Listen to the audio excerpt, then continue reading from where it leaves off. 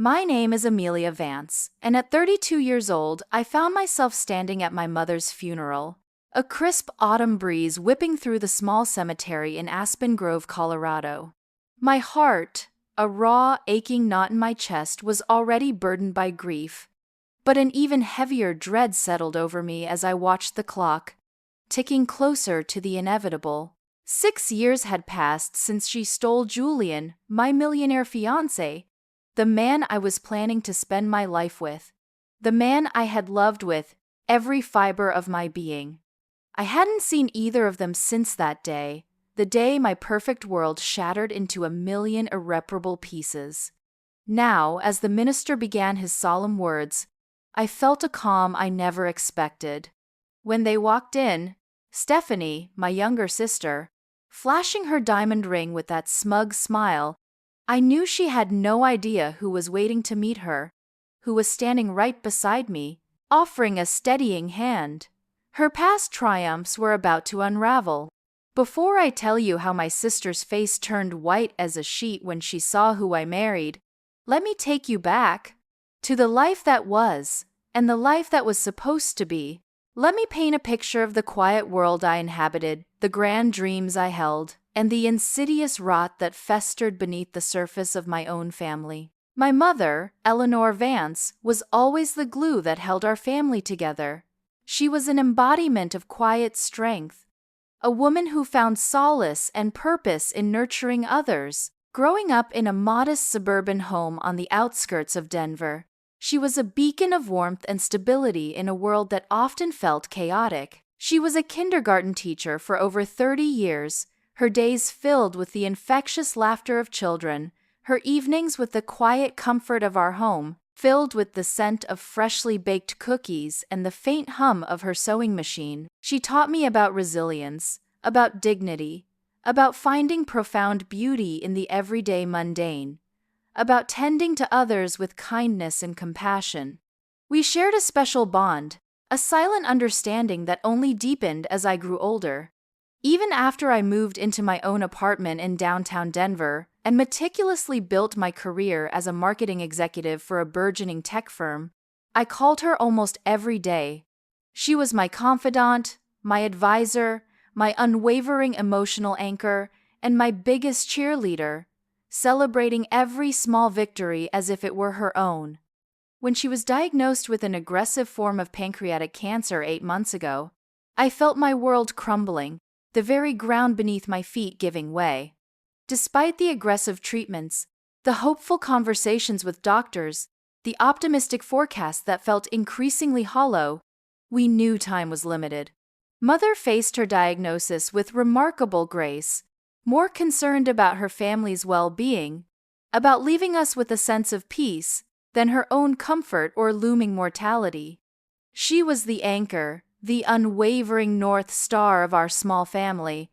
And now, that anchor was slipping away, threatening to cast us adrift.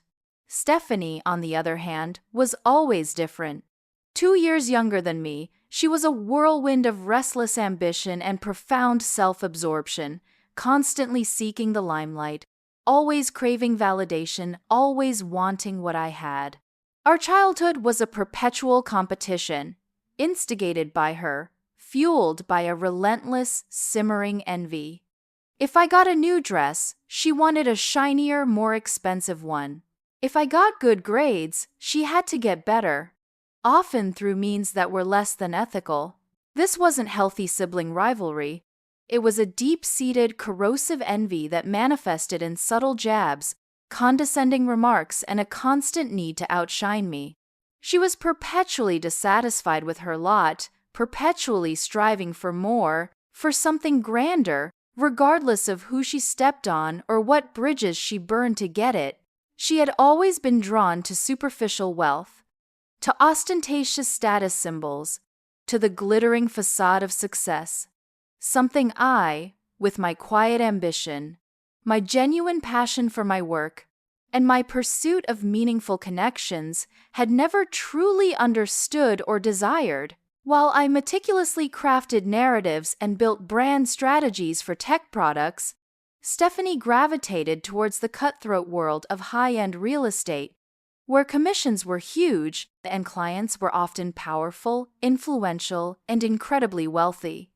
She thrived in environments where superficiality was currency, and ambition, no matter how ruthless, was rewarded. Julian Maxwell was my world. He was the anchor in my adult life, the bright star I had always dreamed of. We met at a black-tie charity gala in Aspen, a high-profile event I was managing for my company, a sleek fusion of tech innovation and philanthropic outreach. He was a brilliant venture capitalist, a self-made millionaire in his late 30s, with piercing blue eyes that held an intriguing depth, an easy, charming smile that could disarm anyone, and a mind that moved a mile a minute, effortlessly dissecting complex financial landscapes. Our connection was immediate, undeniable, a spark that ignited into a blazing fire, consuming all the air around us. We talked for hours that night, about everything and nothing from the intricacies of global markets to the quiet beauty of a sunrise over the Rockies. He loved my quiet passion for my work, my dedication to building something meaningful, something that truly resonated with people. I was captivated by his expansive vision, his genuine kindness that seemed to shine through his professional polish, and his profound interest in making a positive impact on the world, not just accumulating immense wealth. We had a whirlwind romance, a storybook fairy tale unfolding against the vibrant cityscape of Denver and the majestic snow-capped peaks of Colorado's mountains. After a year of blissful dating, of shared adventures and quiet moments of profound connection, Julian proposed on a snowy peak overlooking Vail, a diamond glittering against the pristine white landscape, mirroring the brilliance of the sun. I said yes, tears streaming down my face, envisioning a lifetime of happiness, of shared dreams, of building a family with the man I adored, a future that felt utterly secure, built on a foundation of mutual respect and deep love. The wedding planning began immediately, a joyous whirlwind of decisions and anticipation. It was going to be an intimate, elegant affair at a charming vineyard estate in Sonoma, California, surrounded by rolling hills and sun-drenched vines. Julian's family, old money from New England, with roots that stretched back generations, were surprisingly warm and welcoming, seeing me for who I was, not just my humble background. They were genuinely happy for Julian, and their warmth was a stark contrast to the subtle chill I often felt from Stephanie. My mother was overjoyed, her fragile health momentarily forgotten in the sheer excitement of planning her eldest daughter's dream wedding, a beacon of hope in her fading days. Stephanie, however, was a different story, a dark cloud on my otherwise clear horizon. From the moment she learned of our engagement, a subtle, insidious shift occurred in her. She became overly attentive, offering to help with every single detail, from tasting cakes to touring venues, immersing herself in the wedding preparations with an intensity that, in hindsight, was unsettling. At first, I was touched, genuinely believing she wanted to be a part of my happiness, to mend the fractured threads of our sisterhood. I even asked her to be my maid of honor, a gesture of sisterly love despite our complicated, often contentious past. She seemed thrilled, throwing herself into the role with an unsettling enthusiasm, her eyes glinting with an unreadable emotion. She was always around Julian, discussing intricate wedding details, engaging him in long, animated conversations about his business ventures, sharing inside jokes that left me feeling strangely excluded, a silent, invisible third party in my own engagement. I dismissed it, foolishly, as her usual need for attention, a craving for proximity to power and status, a desperate bid to be seen. I was too wrapped up in my own happiness, too trusting, too incredibly naive to see the serpents slowly coiling in my own garden, patiently waiting for the perfect moment to strike. The betrayal came swiftly, brutally, leaving me utterly shattered, my world disintegrating around me with a sickening lurch. 2 weeks before the wedding, a mere 14 days before I was supposed to say I do to the man I loved, I walked into Julian's downtown Denver penthouse apartment, hoping to surprise him with a late-night gourmet dinner from our favorite Italian restaurant. The heavy oak door was ajar, a small detail I barely registered at the time. As I stepped inside, the soft murmur of voices drifted from his sprawling study, voices that were too low, too intimate, too clandestine to be casual conversation. It was Julian and Stephanie. "Are you sure about this, Julian?" Stephanie's voice, usually sharp and brassy, was soft, almost purring, laced with a seductive tremor that sent a shiver of dread down my spine. "Amelia will be devastated. She truly loves you." The faint concern in her voice was a cruel parody, a performance for an audience of one. Julian's response, cold and clinical, devoid of any warmth or remorse, sliced through me like a razor. "Love isn't enough, Stephanie. You understand that, don't you? You have the ambition, the relentless drive, the understanding of what truly matters in this world, of how the game is played. Amelia, she's too idealistic, too simple, too focused on trivialities. She'll never truly fit into my world, into the life I envision. You, on the other hand, you belong here. You were always the smarter one, the more pragmatic one." My breath hitched in my throat, a sharp, painful gasp. I leaned against the cold marble wall of the hallway, my heart hammering against my ribs, a frantic drumbeat of impending doom. "And the baby?" Stephanie whispered, her voice laced with a subtle hint of malicious triumph, a chilling note of satisfaction. Julian paused, a calculated silence. "A minor complication. Easily managed. We can simply say it was a misunderstanding. A timing issue. A regrettable accident. It won't affect our plans. Not in the long run. The baby. My baby. The tiny, precious life that had just blossomed inside me, a mere few weeks old. A secret I had planned to tell Julian that very night, as a joyous, life-altering surprise, a celebration of our burgeoning family. They knew.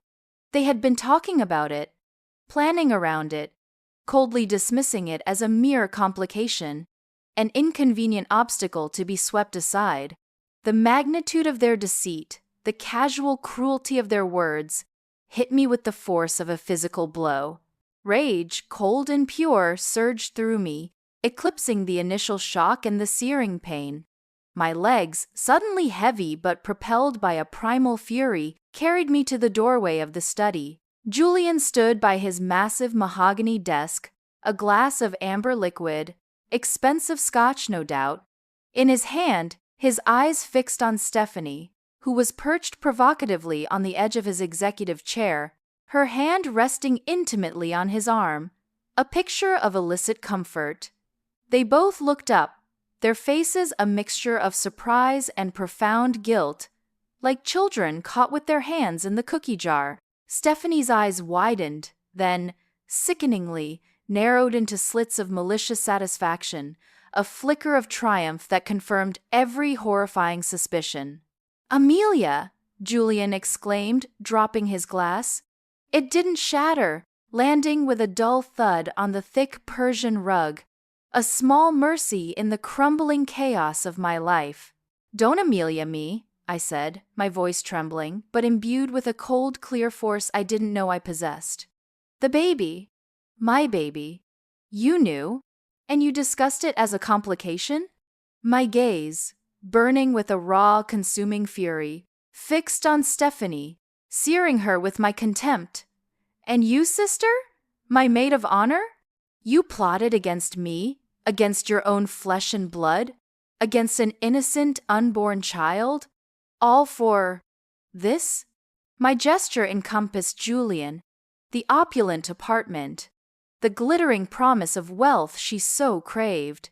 Stephanie pushed herself off the chair, a defiant glint in her eyes, her lips curling into a sneer. "It's not plotting, Amelia. It's common sense.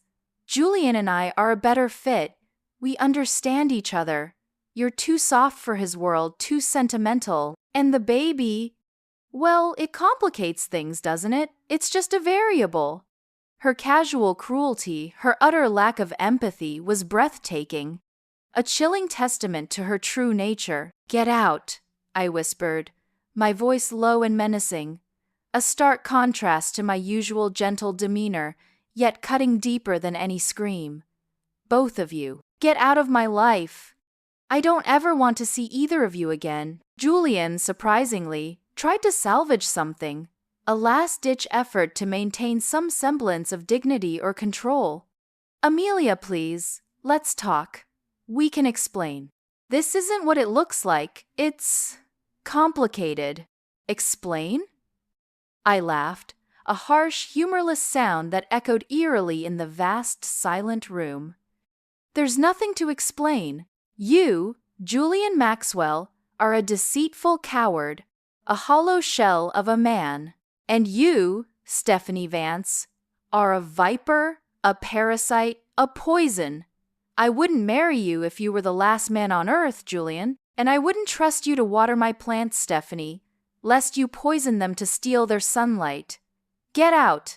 Now. They left, Julian looking vaguely apologetic. A pathetic figure of shame. Stephanie with a defiant, almost triumphant smirk. Her eyes glinting with a perverse satisfaction. I stood alone in the ruins of my engagement, my shattered future, my broken heart, a searing pain in my belly where a tiny life was trying to grow, a life that was already being dismissed and devalued by the very people who should have cherished it. The next day, I canceled the wedding, packed my bags, and left Denver without a word, leaving behind only a brief, ambiguous note for my father. I told my mother I needed a break, a quiet escape to heal from a stressful period, unable to bear telling her the full, brutal truth. Not yet, not while her own health was failing. I couldn't bear to add to her burdens, to shatter her final moments with such ugliness. I moved to a small, isolated cabin in the vast wilderness of Montana, a place I had always dreamed of visiting, a sanctuary where I could truly disappear, far from prying eyes and whispered judgments. I needed to grieve, to heal, to breathe, to decide what to do about the life growing inside me, a life that felt both miraculous and terrifying in its vulnerability. The early months of pregnancy were a blur of relentless nausea, profound exhaustion, and overwhelming despair. I ate little, slept less, and spent my days walking through the silent, majestic forests, trying to make sense of the monumental betrayal, the gut-wrenching abandonment, the terrifying prospect of becoming a single mother with a broken heart and a shattered sense of trust. I was a marketing executive, accustomed to the fast pace of city life, not a wilderness survivalist, but the harsh, untamed beauty of Montana somehow matched the raw desolation of my soul. It forced me to confront myself, stripped bare of all pretenses. It was during this dark, transformative period that I rediscovered my true strength, my intrinsic resilience. I refused to let Julian and Stephanie's cruelty define me or my child's future. I was going to be a mother, and I would be the best mother I could be, no matter the cost, no matter the challenges. I started researching, devouring every book I could find on single parenting, on financial independence, on building emotional resilience. I also started working remotely, taking on freelance marketing projects, slowly rebuilding my professional life, brick by painstaking brick.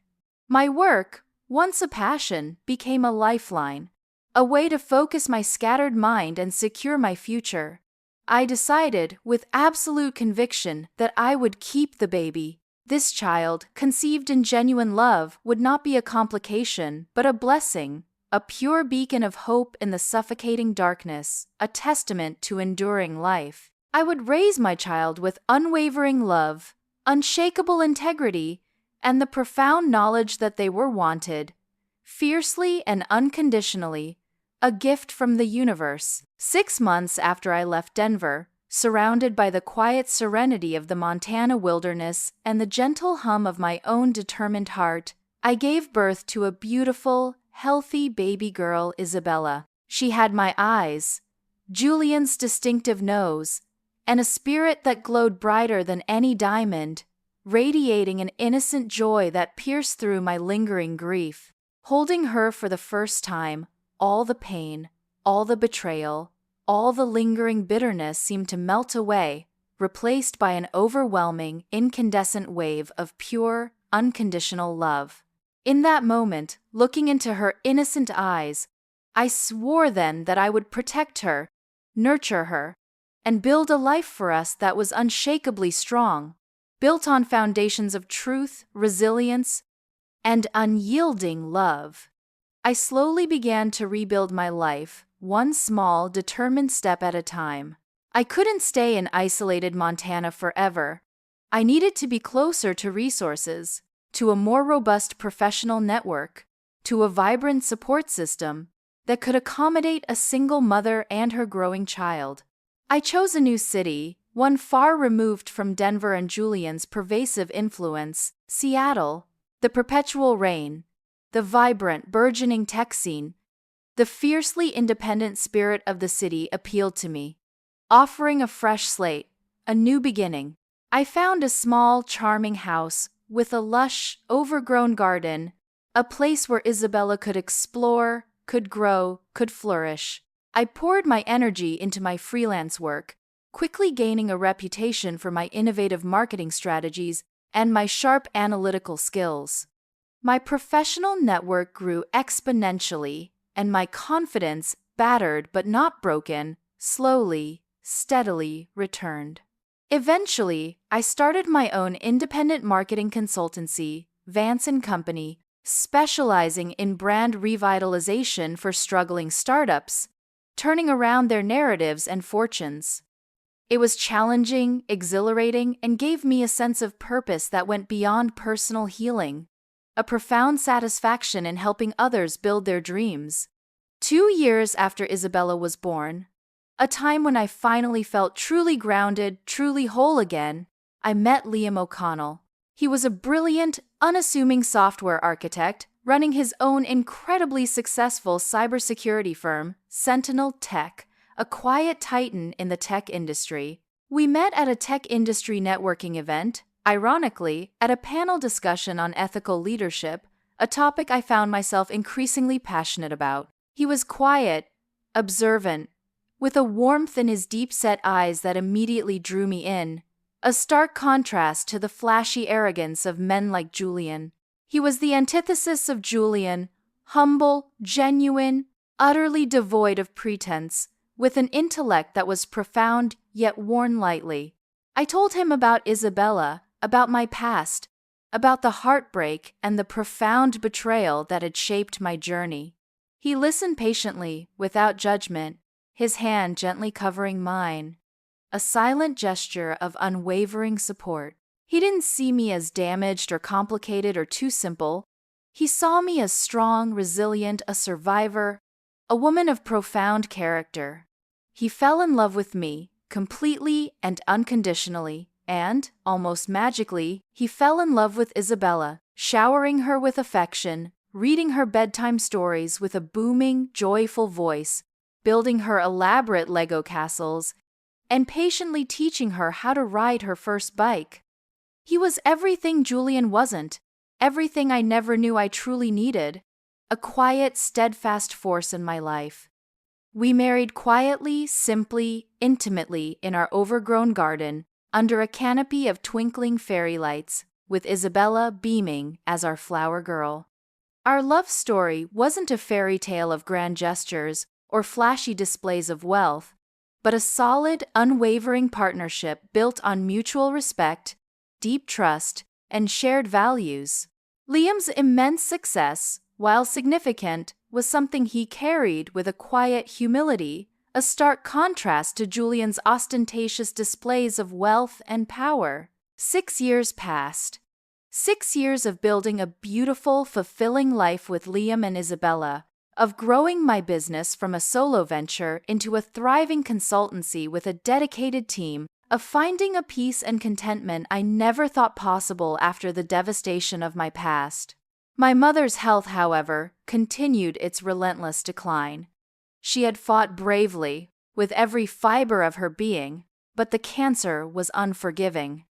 I spent her final months by her side, holding her frail hand, reminiscing about happier times, sharing countless stories of Isabella's milestones and mischievous adventures, shielding her from the ugliness of my past, from the lingering bitterness that could have tainted her final days. She knew Julian had hurt me deeply, but I had never revealed the full depth of Stephanie's betrayal, the insidious cruelty that had nearly broken me. I wanted her final days to be filled with love, comfort, and the quiet dignity she deserved, not with the bitterness of a shattered family or the painful truth of one daughter's profound cruelty towards another. The funeral was a small affair, by my mother's quiet request, held at the quaint local church in Aspen Grove, followed by a graveside service in the tranquil, sun-dappled cemetery where her parents rested, surrounded by towering pines and the gentle murmur of the wind. I wore a simple black dress, holding Isabella's small trembling hand, Liam's arm a comforting, steadying weight around my shoulders.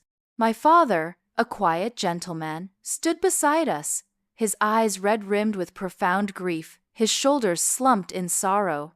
As the minister began his heartfelt eulogy, painting a tender portrait of my mother's life and boundless spirit, a sleek black limousine, impossibly opulent against the humble, solemn setting, glided silently through the cemetery gates.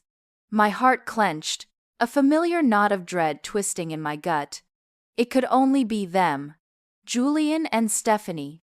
Of course, they would come to the funeral, not out of genuine grief, not out of respect for my mother, but out of a desperate, calculated need to maintain appearances, to exert their presence, to remind everyone of their perceived status, even in death. They emerged from the car, a picture of polished, insensitive perfection, like characters stepping out of a glossy magazine. Stephanie, in a designer black dress that clung to her slim figure with ruthless precision, her blonde hair perfectly coiffed, a massive diamond ring glittering on her left hand, catching the weak sunlight. Julian, impeccably tailored in a bespoke suit, his face betraying no genuine emotion, just that familiar, confident, almost arrogant smirk. They walked slowly, deliberately towards the gathering, their eyes sweeping over the mourners with a subtle air of self-importance, a palpable sense of entitlement surrounding them like an invisible cloak. I felt Liam's arm instinctively tighten around me, a silent, comforting squeeze. "You okay?" he whispered, his voice laced with concern, his eyes mirroring my own apprehension. I squeezed his hand, a silent assurance, a silent promise. "I'm fine, just brace yourself. The show is about to begin. They have no idea what they're walking into." Stephanie spotted me first, her eyes widening slightly in genuine surprise. A fleeting flicker of confusion, then a swift, practiced return to her usual condescending smirk. She looked me up and down, clearly assessing my simple black dress, my lack of flashy jewelry, judging me against her own glittering facade, finding me wanting. Julian's gaze followed hers, and his eyes met mine. For a split second, I saw a flicker of something unreadable. Perhaps surprise, perhaps a fleeting moment of an unfamiliar emotion that might have been regret, before his face settled into a carefully neutral, almost bored, expression. They approached, Stephanie leading the charge, her voice cutting through the solemn atmosphere like a perfectly sharpened knife, unnervingly loud. "Amelia, darling, so sorry for your loss." Mother Eleanor was, well, she was certainly a presence. A very traditional presence. Her condolence felt as hollow as her words. A mere formality, a thinly veiled judgment. She gave me a perfunctory, air-kissing hug, then pulled back, her eyes already scanning the crowd, obviously looking for someone, looking for an audience, looking for validation. Then her eyes landed on Liam. Liam, standing tall and quietly confident beside me, was not a man who sought attention or demanded the spotlight. He wasn't dressed in a flashy, ostentatious suit. His dark gray suit was understated, impeccably tailored, the subtle mark of quiet wealth, of profound substance, not overt display. But there was an undeniable aura about him, a calm strength, an inherent presence that commanded respect without needing to assert it. He had aged gracefully, the lines around his eyes speaking of wisdom and kindness, of profound thought and genuine laughter, not the superficial, calculating glint of ambition I had seen so often in Julian. Stephanie's well-practiced smile faltered.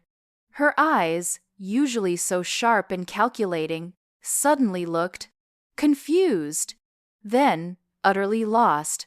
She took a hesitant step back, then another, her gaze fixed on Liam, then darting back to me, then back to Liam again, as if trying to reconcile an impossible equation. Her perfectly made-up face drained of all color, turning a ghastly shade of white, like a marble statue suddenly drained of life.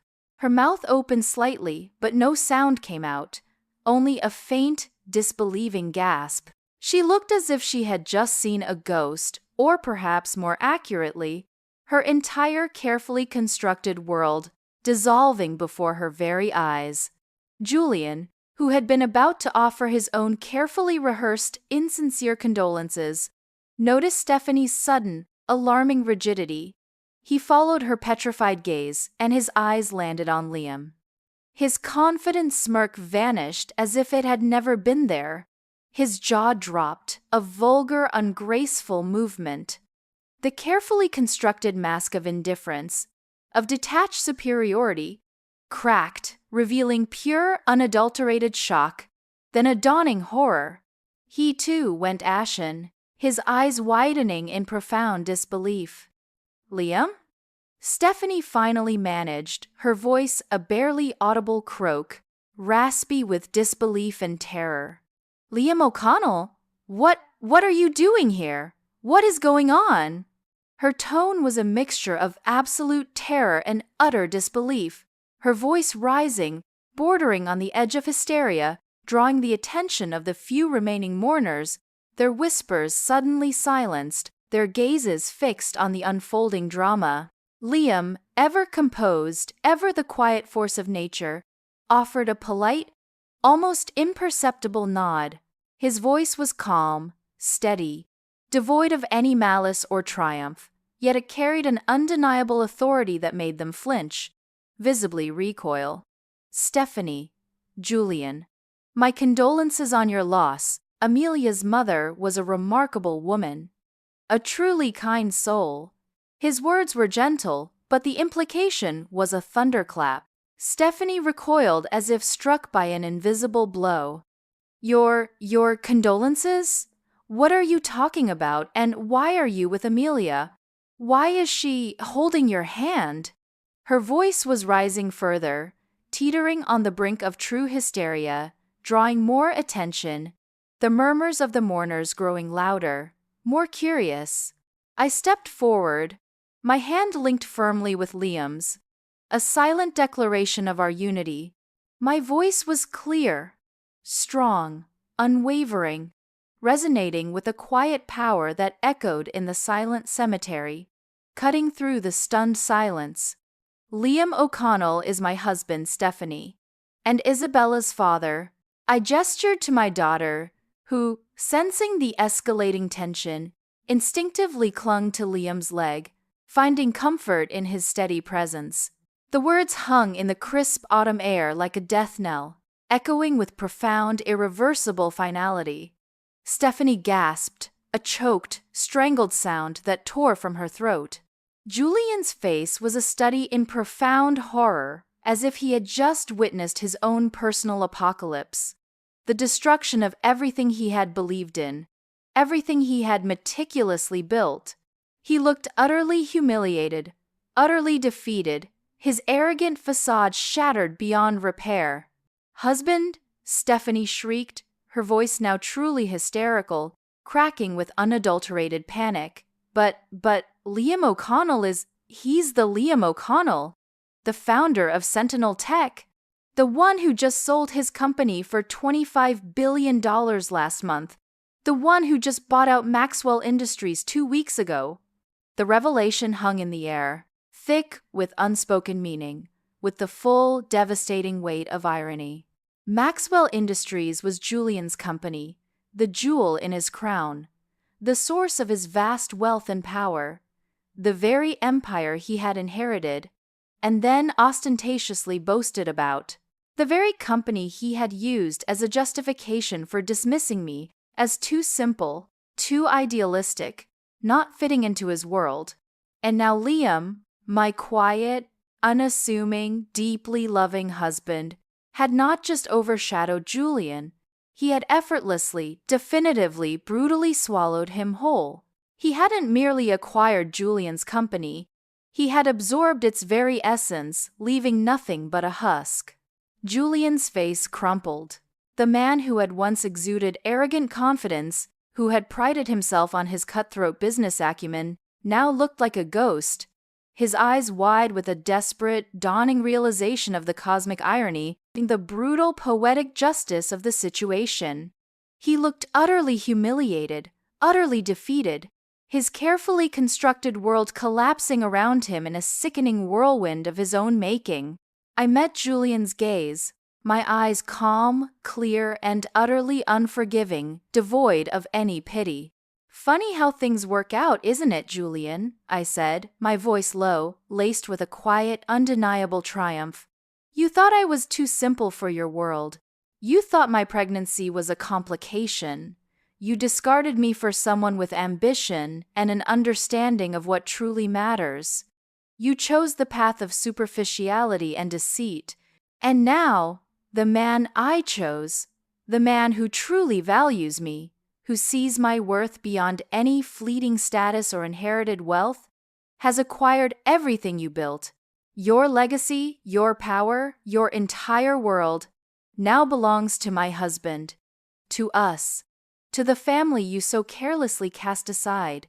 I turned my full, unwavering attention to Stephanie, my voice cutting through her shocked, hyperventilating silence, each word a precise surgical strike.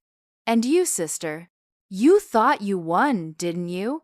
You thought you had taken everything from me, that you had secured your place at the top. You saw my pain as your triumph, my heartbreak as your ultimate victory. You delighted in my devastation. You stole my fiancé, knowing I was carrying his child, and dismissed it as a timing issue, a minor inconvenience. But here's the truth, Stephanie. You didn't steal anything of value, you simply cleared the path. You rid me of a man who didn't deserve me, a man of shallow character and hollow promises, and you created the necessary space for a life far richer, far more profound, far more fulfilling than anything you could ever conceive of. You played a crucial role in my true happiness, ironically." Liam stepped forward, his arms still around me, a silent, unwavering pillar of support, his presence a powerful, undeniable testament to my words. "Amelia is the strongest, most brilliant, most compassionate woman I know," he said, his voice quiet but firm, imbued with an unshakable conviction, his gaze never leaving Stephanie and Julian. Her integrity, her resilience, her unwavering love, her quiet strength, those are the qualities that truly matter.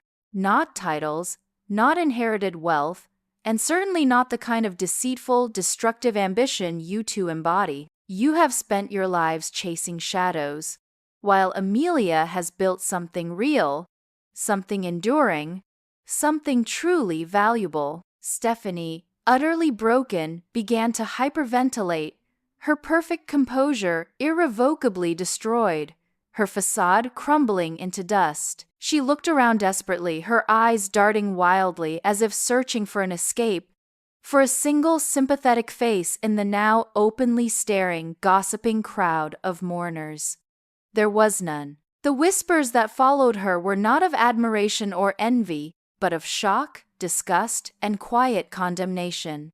Julian, utterly defeated, could only stare at his former fiancée, at the woman he had so carelessly discarded, now standing triumphant, radiant, with the man who had effortlessly dismantled his empire, who had quietly usurped his entire existence. They retreated, a disgraced, pathetic sight, scrambling back to their sleek limousine, their heads bowed in shame, their faces etched with a humiliation far deeper than any financial loss, a wound that would never truly heal. The car sped away, leaving behind a silence that felt cleaner, purer, finally free of their toxic, corrosive presence. The air seemed to breathe a collective sigh of relief. The aftermath was profound and far-reaching. The story, naturally, exploded across every major news outlet, a scandal that rocked the upper echelons of Denver society and the global tech world to its very core. Tech billionaire acquires rivals firm. Wife revealed as former fiancé rejected for lack of ambition and pregnancy, the headline screamed, sensationalizing every detail. The sordid, humiliating details of Julian and Stephanie's betrayal, combined with Liam's monumental acquisition, became the talk of the business and social worlds, a cautionary tale whispered in boardrooms and at exclusive galas. Julian's reputation was irrevocably shattered. His company, once his pride and joy, now merely a footnote in Liam's expanding, ethically built empire. Stephanie, his wife, found herself utterly ostracized from the very social circles she had so desperately sought to conquer, her name synonymous with scandal, avarice, and profound deceit. Her career in high-end real estate crumbled into nothingness, her clients abandoning her en masse, her name a pariah. My father, who had been unknowingly caught in the insidious crossfire of Julian's deception and Stephanie's unchecked ambition, was utterly stunned, heartbroken by the revelation of his youngest daughter's cruelty. He sought me out after the funeral, his eyes filled with sorrow, profound regret, and a dawning understanding. I finally told him everything, the full, raw truth of Stephanie's calculated betrayal, of Julian's dismissive cruelty, of the pain I had silently endured. He was heartbroken, not just for me, but for the daughter he had failed to truly see, for the moral compass she had so clearly lost. Our relationship, once strained by the unspoken tension surrounding Stephanie, began a slow, careful, but ultimately profound process of healing. He apologized, truly apologized, for not seeing the signs, for not protecting me, for enabling Stephanie's behavior, and our bond, once brittle, grew stronger, deeper, built on a new foundation of honesty. My decision to expose Julian and Stephanie was not born of petty revenge, though a part of me certainly savored their public humiliation. It was born of a deep, abiding need for justice, for truth, and for the unwavering protection of my family, of Isabella. It was a choice rooted in the timeless lessons my mother had instilled in me. Lessons of dignity, integrity, resilience, and the profound power of truth. I had suffered in silence for too long, allowing their malicious narrative to define me, to diminish me. But no more. I had reclaimed my story, asserted my narrative, and in doing so, I had forged a new path for myself, for Liam, and most importantly, for Isabella. I broke the cycle, ensuring that their toxic influence would never touch my daughter's life. Years later, Isabella is a vibrant, fiercely intelligent, and compassionate young woman. She knows her full story, told to her not as a dark, bitter tale, but as a profound testament to courage, resilience, and the unwavering power of truth and genuine love. She understands that genuine success is not measured by inherited wealth or fleeting social status, but by the integrity of one's character, the kindness in one's heart, and the strength of one's relationships. She sees Liam not just as her father, but as a true hero, a man who built an empire with quiet strength, unwavering kindness, and profound ethical conviction. My company, Vance & Company, has flourished beyond my wildest dreams. The public revelation of my personal story, far from being a liability or a source of scandal, cemented my reputation as a woman of unwavering integrity, formidable strategic prowess, and unyielding determination. I became a sought-after speaker on topics ranging from ethical leadership in tech to overcoming profound personal and professional adversity. My work now focuses not just on intricate brand revitalization, but on empowering women entrepreneurs, helping them build resilient businesses, secure in their values and their intrinsic worth. I mentor young women, sharing my experiences, my triumphs, and my struggles, empowering them to face challenges head-on and to never, ever compromise their integrity for fleeting gains or external validation. Liam and I share a deep, abiding love, a partnership that continues to grow stronger with each passing year. Our marriage is no longer overshadowed by any lingering pain or the ghost of past betrayals. It is stronger than ever, forged in the fires of adversity and built on a foundation of absolute trust, mutual respect, and shared purpose. He is my anchor, my confidant, my greatest supporter, and my dearest friend. Our life together is filled with purpose, with shared dreams of building a better world, and with the joyful chaos of raising a remarkable daughter.